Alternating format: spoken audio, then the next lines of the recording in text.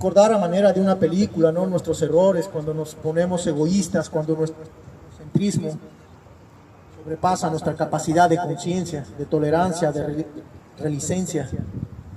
Tratar de recordar cuando estamos enojados y nos sale ese nervio tan contaminante de nosotros mismos primero y que hace daño a las personas que interactúan con cada una de las personas que tienen en su corazón. Empezar a sentir un arrepentimiento de corazón y decir, discúlpeme por lo que hice, por lo que dije.